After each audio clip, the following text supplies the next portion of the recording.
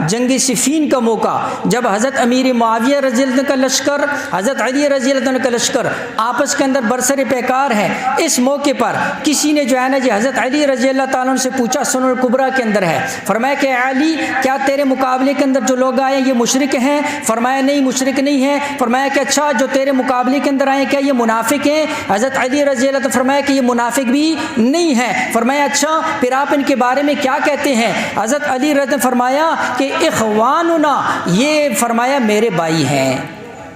حضرت علی تو حضرت امیر معاویہ کو اپنا بھائی کہہ رہے ہیں، اور لوگ جو ہے نا جس بنیاد کے اوپر تعین و تشنیع کر رہے ہیں۔ اس سے بھی عجیب بات جو ہے کہ جب حضرت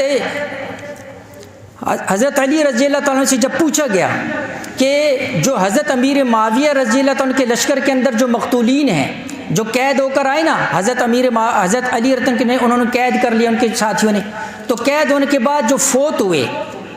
تو باقاعدہ تاریخ کے اندر صحیح سند کے ساتھ ثابت ہے کہ حضرت علی رضی اللہ تعالیٰ نے کہا حضرت امیر معاویہ کے ساتھیوں کے بارے میں کہ ان کو غسل دو، ان کو کفن دو، اور حضرت علی رضی اللہ تعالیٰ نے خود ان کا نماز جنازہ پڑھایا۔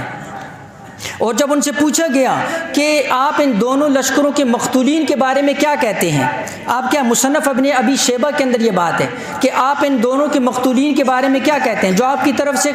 شہید ہو گئے، جو ان کی طرف سے ہو گئے، ان کے بارے میں آپ کیا کہتے ہیں؟ حضرت امیر معاویہ حضرت علی رضی اللہ تعالیٰ کا قول سننا، فرمایا کہ قتلانا وقتلاہم فی الجنہ، ہمارے جو شہید ہیں امیر معاویہ کے جو شہید ہیں دونوں کے لیے جو ہے نا جی وہ جنت ہے۔